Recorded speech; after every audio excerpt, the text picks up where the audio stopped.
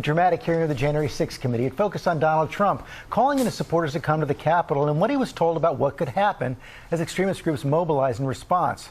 For the first time, we heard testimony from Trump's White House counsel, who detailed an intense clash, people screaming at each other in the Oval Office over proposals to seize voting machines and overturn the election.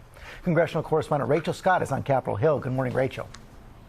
George, good morning. The committee really bringing to light that unhinged meeting at the White House that ended in a near fistfight, painting a picture of a former president who failed to come to grips with reality and left the White House in chaos. This morning, new evidence that Donald Trump's call for his supporters to march to the Capitol wasn't spontaneous. It was planned well in advance. And after this, we're going to walk down and I'll be there with you. Lawmakers pointing to a Trump tweet drafted days before the insurrection to summon the crowd to the Capitol. Although this tweet was never sent, rally organizers were discussing and preparing for the march to the Capitol in the days leading up to January 6th. Trump repeatedly ignored his top White House advisors who told him he lost the election. From his attorney general to his daughter Ivanka and White House counsel Pat Cipollone. There is no evidence of election fraud sufficient to undermine the outcome in a particular state. Yes, I agree with that. Trump turned to those who told him what he wanted to hear. Outside advisors like Sidney Powell, pushing wild conspiracy theories without any evidence to back up their false claims. At some point, you have to put up or shut up. That was my view. All of it came to a head during an explosive meeting at the White House on December 18th.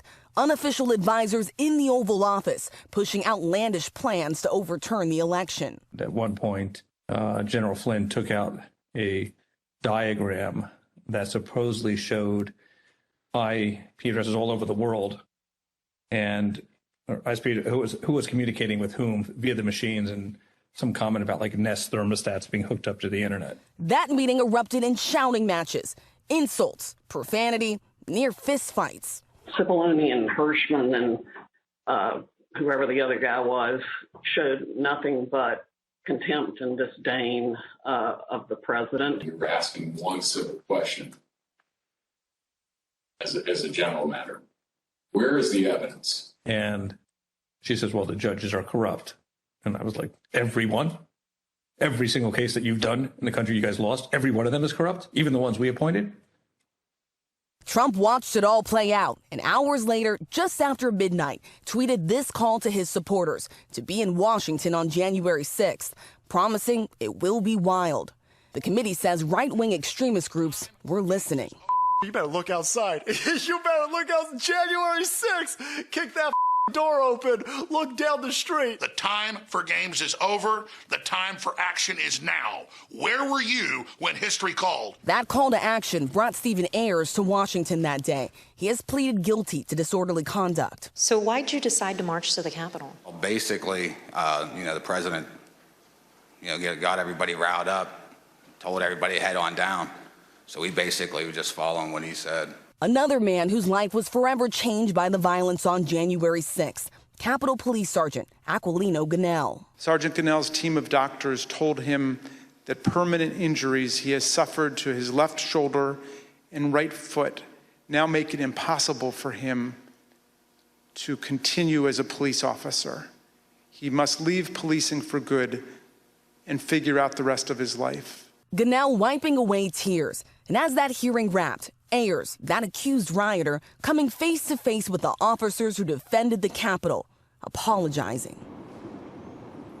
Sergeant Gonell told me he did accept that apology from Ayers, and two other big revelations that I want to get to out of this hearing. The committee revealing text messages from Brad Parscale. This is Trump's former campaign manager. He's actually still working closely with the former president. Well, he said that a sitting president was calling for a civil war, even insisting that Trump's rhetoric had deadly consequences. And then a warning about possible witness tampering from Congresswoman Liz Cheney, saying that Trump did in fact reach out to a witness that has not yet publicly testified, and they referred that information over to the Justice Department, George. Okay, Rachel, thanks. Let's bring in our chief legal analyst, Dan Abrams. So, Dan, as you watch all these hearings, it's pretty clear to me the committee's trying to build a criminal case. Where do you think that stands right now? I think they're pretty much in the same place they were at the end of the last hearing, meaning the last hearing demonstrated what I think was the single most important piece, which is that they say that Donald Trump knew that the protesters were armed, knew that they were going to the Capitol.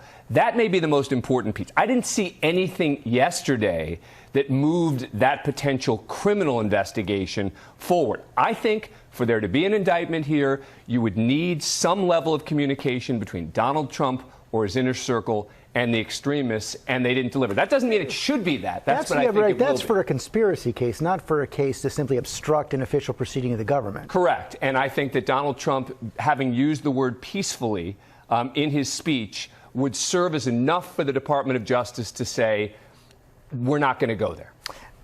Quite a tease at the very end of the hearing yesterday from Congresswoman Liz Cheney saying that they heard from a new witness that the country hasn't seen who was called by President Trump before possible testimony. That was a warning to President Trump. I mean, the conversation never happened, right? So there wasn't the actual witness intimidation. But that was a warning. We saw that in the Cassidy Hutchinson testimony as well, when someone else had reached out to her, informing her about who was watching her, testimony, etc. The committee very concerned about possible witness intimidation. They've alerted the Department of Justice, but for now, I think it's just Liz Cheney saying, we're watching you.